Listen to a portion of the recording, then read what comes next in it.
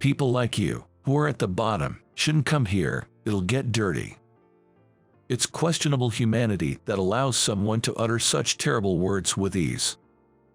There are those with high pride who look down on and laugh at others. Such people are unlikely to be given the time of day by anyone. Humans are creatures that cannot live alone. I wonder if they are intentionally isolating themselves or if they simply don't understand anything.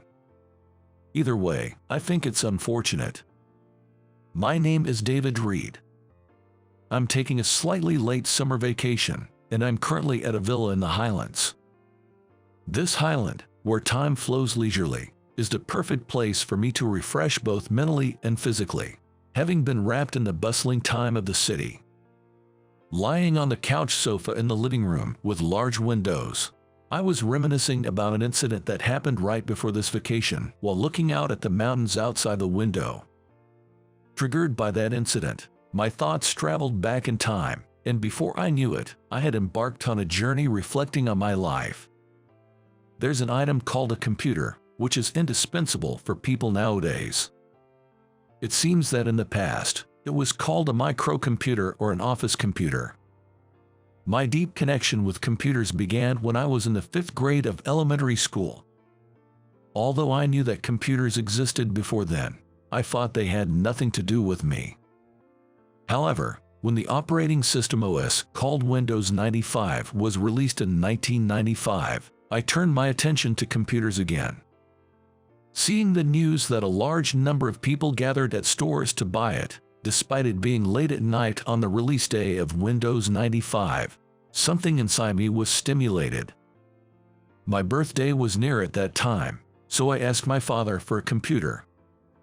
Even at that time, when manufacturers were fiercely marketing computers due to the popularity of the newly released Windows 95, the price was at least $2,000. It was a very expensive request for a toy for an elementary school student. But my father listened to my request. He must have felt my earnestness and foresaw the future potential of computers since he used them for work. A computer can become either a useful tool or just a box, depending on how you use it. David, you should think carefully about how you want to use the computer. Prompted by my father's words, I decided to thoroughly learn the basics of computers. This is how my relationship with computers began. One characteristic of my personality is that I am not easily intimidated. Not being easily intimidated means being curious and fearless. I think I am the type of person who actively takes on challenges, is forward-thinking, and does not run away from things that would make most people hesitate. This must have motivated me to boldly challenge something as daunting as computers.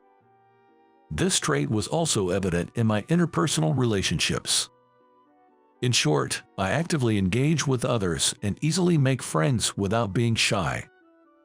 When I was playing in the sandbox at the park during kindergarten, one boy asked if he could borrow my shovel. I said, sure, but in return, let's be friends, and became friends with someone I had just met. In elementary school, I actively talked to my classmates, and before I knew it, I found myself at the center of the group. I aimed to make 100 friends and kept making new ones. It might have been mass-producing friends, which might be slightly different from building true friendships.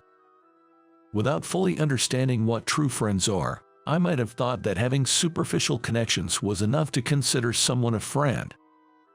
Friends equal acquaintances, perhaps.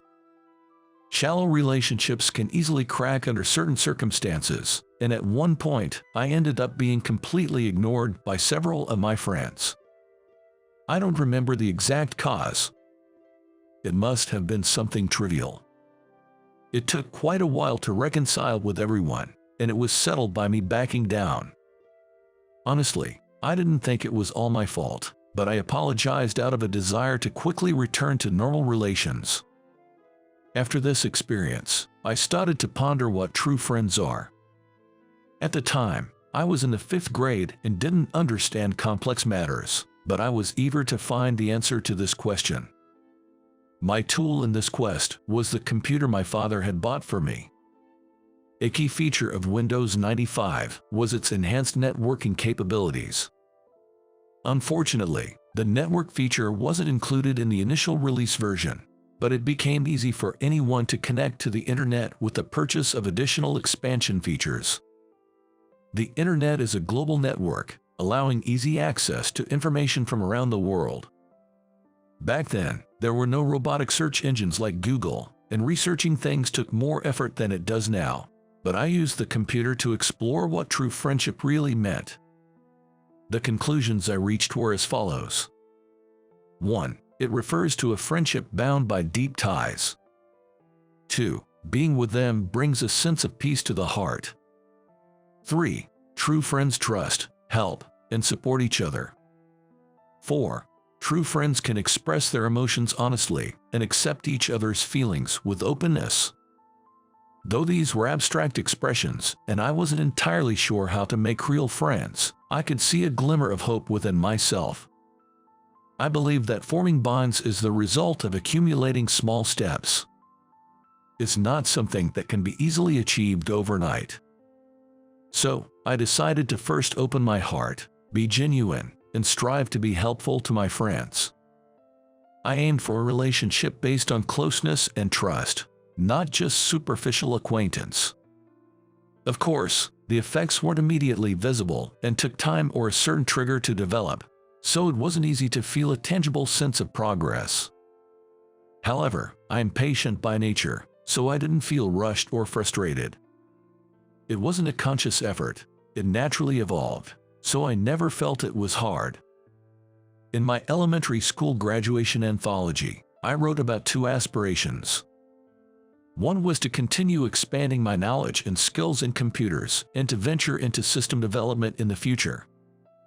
The other was to make as many friends as possible into true friends, creating treasures for life. Entering junior high school, the commuting area expanded, and students from other elementary schools also enrolled. I was excited about the new friendships that awaited. In junior high, I met Kevin and Michael. We were in the same class, and upon seeing Michael, I immediately remembered him. He was the boy I became friend with in kindergarten after lending him my shovel in the sandbox. We had gone to different elementary schools, so our contact had ceased. I have a good memory and am good at remembering faces. Even though our appearances had changed during puberty, some features remained, and I recognized Michael right away. "Do you remember me? It's been a long time, but I'm David, the friend you made in the park." "Yeah, I remember. It's amazing to meet you again, especially in the same class. I'm looking forward to getting along with you from now on." Our reunion sparked lively conversations. Then, someone approached us. "Michael, you know someone from another elementary school. Who is this guy?" I was irked a bit by being referred to as this guy, but I replied calmly, "I'm David. We met a long time ago and have just reunited. And you are?" "He's Kevin, my childhood friend. We've known each other since before kindergarten." "Well, that's amazing. Being friends since you were that young." "It's not really amazing. It just happened that way." "Well, yeah, it's one of those inseparable relationships. Michael can't do anything without me. I'm the one taking care of him." "What does he mean by taking care of?" I don't know the history of their relationship, so I can't judge if it's odd, but I felt uncomfortable with Kevin seemingly belittling Michael. Kevin glared at me and walked away with Michael. I've never disliked someone or felt uncomfortable from the first meeting. However, I had an immediate negative impression of Kevin. I've always wanted to get along with everyone, so I've researched attitudes and behaviors that make one easily accepted, using the computer. I also looked into behaviors that make one disliked or avoided. What I found included lack of manners, harsh tone, not greeting, and also condescending attitude and high pride. From what I saw, Kevin seemed to embody all of these traits. It might be premature to judge, but first impressions often prove accurate. I thought it might be best to keep my distance from him. This thought is extremely rare for me, almost as if the world has turned upside down. Because my basic stance has always been to make as many friends as possible. But why is Michael sticking with Kevin? Even though they were childhood friends, I found it strange and couldn't help but feel puzzled. My attention would drift towards the two of them, seemingly without intention, and I felt like Kevin was dominating Michael. When I asked classmates from the same elementary school about them, it turned out my impressions were accurate. Those two have been in the same class from 1st to 6th grade in elementary school. It was a surprise to even me that they ended up in the same class in junior high too.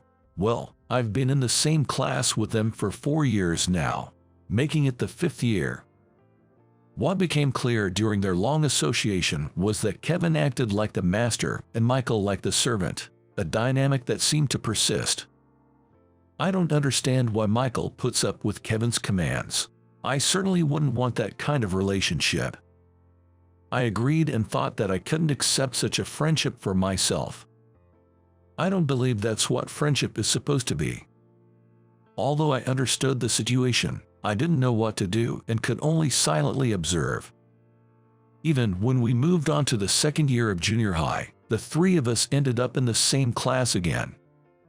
I still didn't get along with Kevin and tried to avoid him as much as possible, but I had started talking more with Michael. Whenever we talked, Kevin would somehow always show up and interrupt, which had become a sort of routine, unavoidable since he would approach us even if we tried to avoid him. Kevin's intrusions felt like he was saying, "Don't mess with my subordinate," which was annoying. I often wondered if I was overthinking things. One day, noticing Michael looking at a computer magazine, I struck up a conversation. "Hey, are you interested in computers too? I'm really into them and have been studying a lot about them." "Yay, that's interesting. What a coincidence. I've been interested in computers since around 5th grade. Mostly, I've gained my knowledge from books and magazines like this." "Since 5th grade, was it Windows 95 that got you started?" Finding out that Michael's interest in computers started similarly to mine made me really happy, and we engaged in a lively discussion about computers. As usual, Kevin appeared out of nowhere during our conversation. "What's all the excitement about? Michael's family isn't rich, so he couldn't possibly have a computer." I wasn't aware of his family's financial situation, but I wondered what kind of person would make such a point to someone who didn't know or ask. "David, your family is poor too, right? Poor people consoling each other won't make things any better." "I'm not exactly poor." Being suddenly called a poor person startled me a bit. I was shaken by the unexpected comment, and Kevin seemed to take my reaction as confirmation. "Remember the field trip when we wore casual clothes instead of school uniforms? Your outfit, those worn-out clothes, made me laugh. Can't even afford new clothes, and you didn't bring a packed lunch but ate cheap snacks instead." I was in tears from laughing so hard. I'm the type who gets attached to my belongings, and I tend to wear my favorite clothes for a long time. My mom often tells me to change it up. The reason I didn't bring a packed lunch that day was because both of my parents were busy, and there was no time to prepare one. Of course, I was informed about this beforehand, so I had bought my favorite snacks the day before. For someone who doesn't know the situation to label me as poor and laugh about it is just unacceptable. More than that, being ridiculed for my favorite clothes being cool-looking and my favorite snacks being belittled really made me angry. "Michael, let's go. If you don't hurry, I won't let you touch the computer. You can't afford such an expensive thing. Just do as I say, and I'll let you use it." Wait a minute, are you bribing Michael into obedience with material things? Is that what friends do? I couldn't stand it anymore, both being mocked myself and seeing Michael treated so poorly. "It's okay, David. Thanks." "Oh, shut up. What's a poor guy like you yelling about? Just adding insult to injury." At that moment, Michael gave me a look that made me hold back, and I let the two of them leave, but I had firmly decided to change my approach. I couldn't just stand by anymore. I decided it was time to have a serious talk with Michael. I wanted this discussion to be uninterrupted by Kevin, so I waited for the right moment to approach Michael. I confronted him about his twisted relationship with Kevin, questioning how he could tolerate being treated like a lackey. Although I initially intended to calmly reason with him, my pent-up frustration with Kevin led me to become emotional, which might have been a mistake. I appreciate your concern, but you're being too nosy. What do you know about my relationship with Kevin? True friends aren't like that, are they? Shouldn't you point out when the other is wrong? Being submissive doesn't help anyone. You don't know the Kevin from the past. He's actually a kind and considerate friend. Yes, he may have become a bit twisted over time, but I believe he'll return to his old self. Until then, someone has to support him. True friends trust, help, and support each other. Michael seemed to think that's how he should act towards Kevin. But what about Kevin? Isn't their relationship one-sided? The importance of mutuality is being completely overlooked. I want to convey this to Michael, but my frustration at not being able to express it properly leads to a confrontational tone. Enough is enough. When Michael shouted, I suddenly became calm. What am I getting so worked up about? I realized that fighting with Michael wouldn't solve anything, and my words came out naturally. I'm sorry, I went too far. Please forgive me. Michael, who had been riled up by our exchange of harsh words, was taken aback by my sudden change and apology. No, I should apologize too. I know you care about me, but please let me do things my way a bit more. Understood, but don't try to handle everything alone. If you're in trouble, rely on me. Embarrassed by our previous heated exchange, we awkwardly shook hands, feeling somewhat shy. You're amazing, you know, being able to admit your faults so openly and apologize so freely. Even after a fight, being able to reconcile and understand each other builds trust and allows us to appreciate one another. True friendship allows us to express our feelings openly and accept them without reservations. Being able to speak and act without worrying about how the other might perceive us is the first step towards true friendship. This incident seemed to take my relationship with Michael to the next level. What's up, Michael? You've changed a bit lately, haven't you? After our discussion, I noticed a slight change in Michael's behavior. It's a subtle change that only I, who's been paying close attention, can perceive, and even Kevin might think it's a bit odd, but there's definitely a change. Previously, he just went along with things, but now, depending on the topic, he subtly incorporates his own opinions, attempting to adjust Kevin's actions. However, he hasn't managed to change Kevin's behavior, who acts like he's the king. Perhaps it's a long-term plan. When we became juniors, Michael and I ended up in the same class, but Kevin, unfortunately, was placed in the next class. This made me wonder if it led to Kevin becoming uncontrollable. Until now, Michael had been somewhat restraining Kevin, but that influence was gone. Barely a month into the new school year, Kevin was rejected by everyone in his class. Everyone ignored him, treating him as if he didn't exist. I hadn't inquired about the details, but it seems this was all due to Kevin's selfish, domineering attitude and foul language. Michael tried to reach out, but the barrier of being in different classes made it impossible to find the right moment to do so. By the time the second semester started, Kevin had no place in the class at all. I couldn't bring myself to help, watching from the sidelines. Being in a different class was certainly a factor, but I just didn't feel like helping him. Still, I felt troubled by my inability to befriend everyone, contrary to my own ideals. Oh, my family is wealthy, and I am fortunate. I'm smart too. Yet, all around me are fools. They'll regret this someday. I'll make them realize that I'm the chosen one. Before graduating from middle school, Kevin was lonely, left to boost his own morale. Michael was desperately trying to reach out to him. I wouldn't admit it out loud, but reluctantly, I was trying to support Michael in helping Kevin. Whether he knew of our efforts or not, that guy only showed more foolishness. "Hey, David, you're not taking the high school entrance exams, are you? Because you're too poor to afford the tuition and have to work, right? It's hard to see a schoolmate fall to the bottom, but well, it can't be helped. You're poor after all." Kevin seemed delighted to taunt me about not taking the high school entrance exams, having heard about it from somewhere. The brief period when I thought things had gotten better before our third year now seemed like a distant memory. Kevin had become even more egotistical and dismissive of others than before. "I don't need friends. After graduation, it'll be a goodbye. I'll feel relieved. I'll do well in high school. I won't stumble again. I'll be going to the same high school as you, so I hope to see a new Kevin there.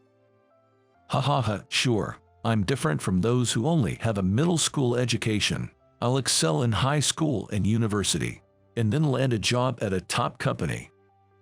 I indeed chose not to take the high school entrance exams.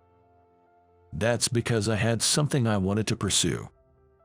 Kevin might think I'm poor, but that's not the case. A family that could afford to buy a computer costing over $2,000 for their son when he was in 5th grade can't be considered poor.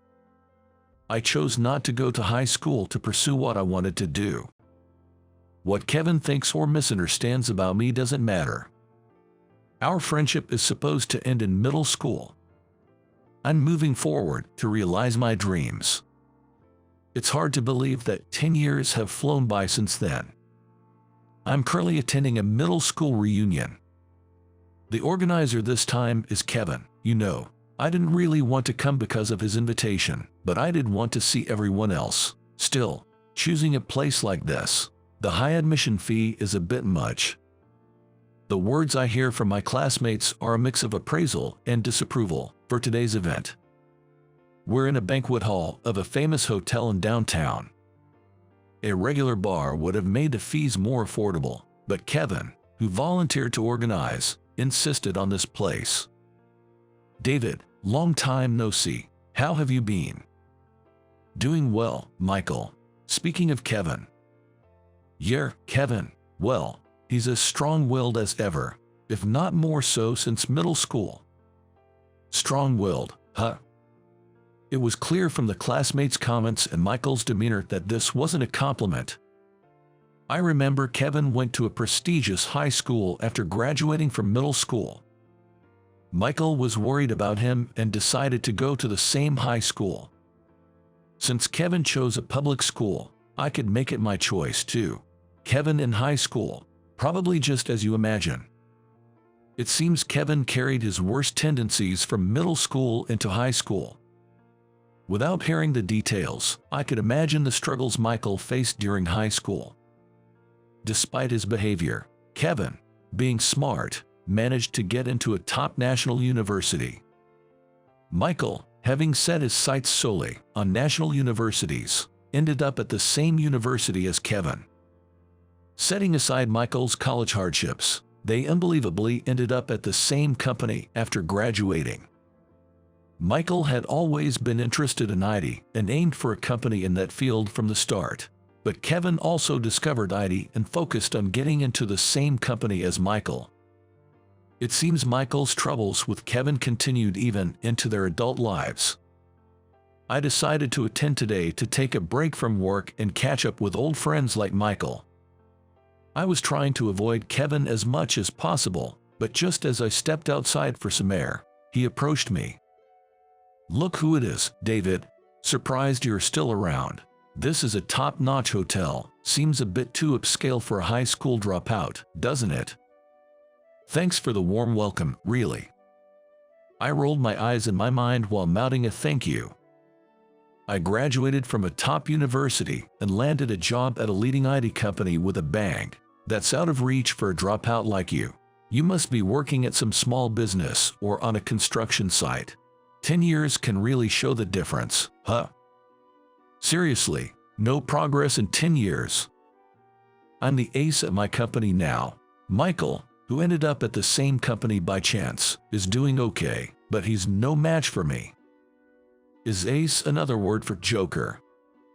Ignoring Kevin seemed to bother him, so he made an outrageous statement. Hey, look at that woman over there, she's quite something. Perfect for a successful guy like me.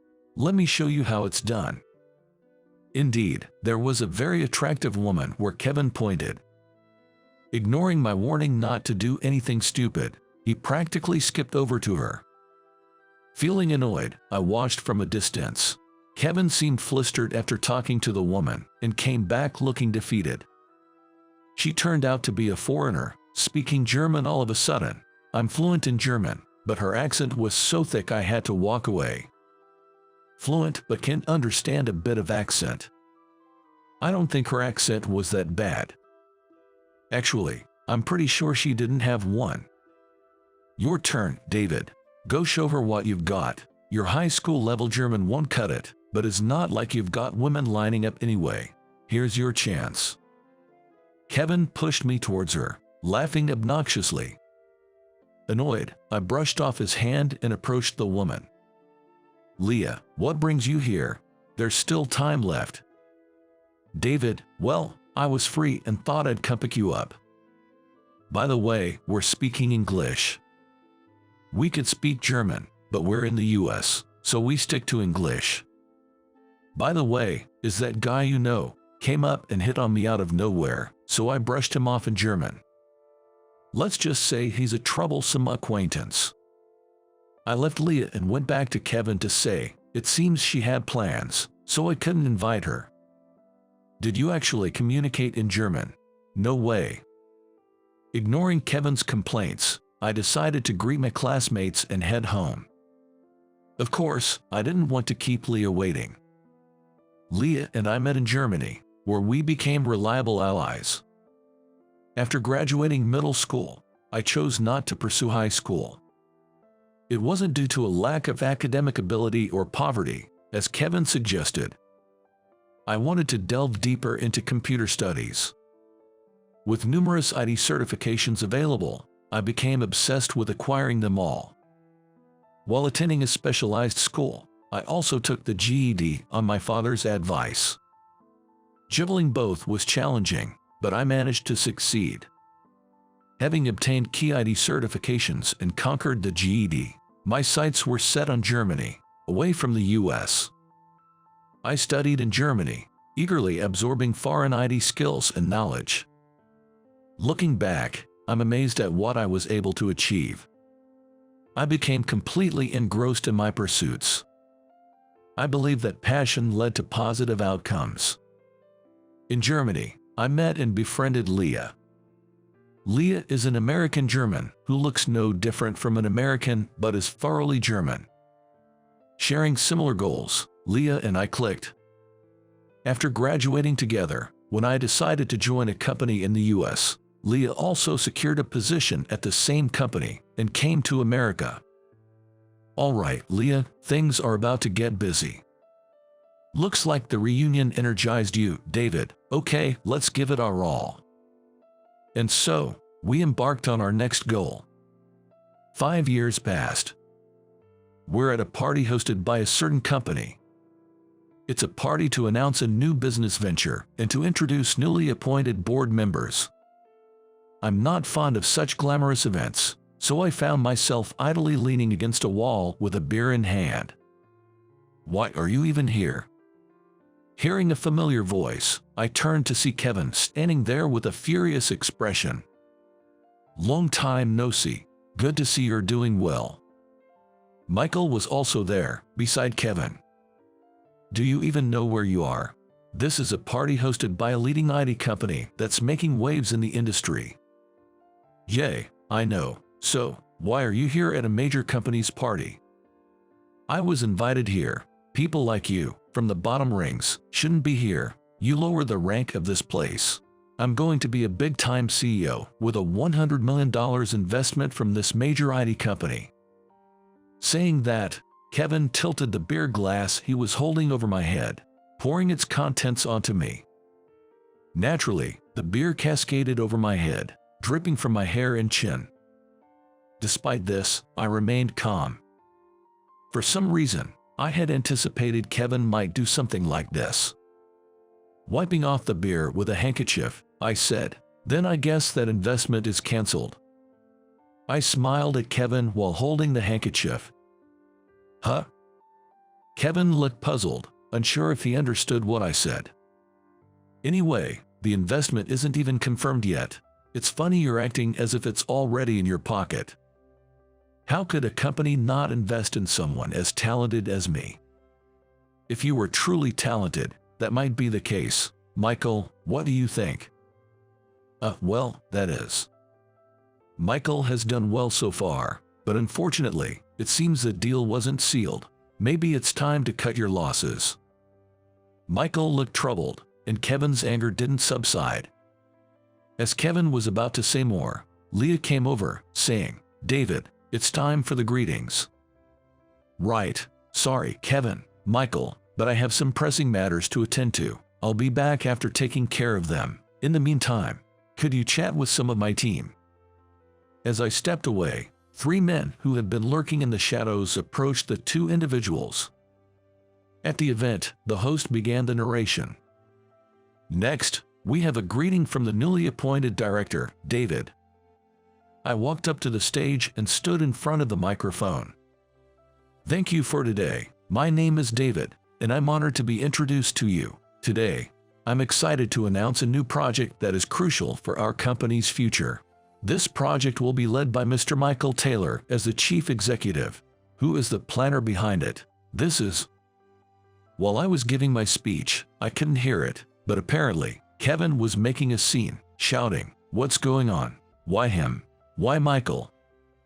After graduating from a university in Germany, I joined a company in the US, which was led by my father as the president and my mother as the vice president. It was a small IT company in the past, but now it has grown into a major player in the industry. My passion for computers was probably fueled by my father's encouragement. It was my father who allowed me to pursue IT instead of going to high school and suggested I take the general equivalency diploma in anticipation of what was to come. And it was he who sent me off to Germany. I always planned to return to the US after graduating and utilize my knowledge and skills in my father's company, but having Leah come back with me was a pleasant surprise. Because Leah is incredibly talented. The rapid growth of our company over the past 5 years is more attributable to Leah's efforts than my own. While I was able to use my technical skills, my father also entrusted me with finance-related tasks for my future learning. To further expand our company last year, we solicited new business plans through a competition open to external proposals. This selected project would receive up to $100 million in funding, with the proposer having the option to become independent or join our company. One of the applicants was Kevin, whose proposal was outstanding, but the supporting data and figures were severely lacking. Just when I thought something was amiss, Michael showed up. Michael was utterly astonished to encounter me, as he had never expected our paths to cross, but he then revealed the truth to me. The plan was originally mine. Kevin stole it from me. Kevin has always seen Michael as his subordinate, even to this day. He believes what belongs to his servant belongs to him.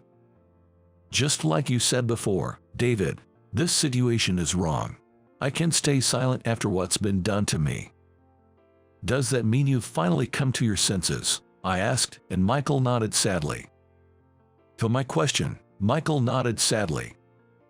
While I was greeting others, it seems my capable subordinate had a thorough talk with Kevin, and when I returned, Kevin was crouching on the floor, holding his head. What struck me deeply was Michael, standing a bit away, turning his face aside while trying to hold back tears. The issue of Kevin's plagiarism spread quickly within the industry.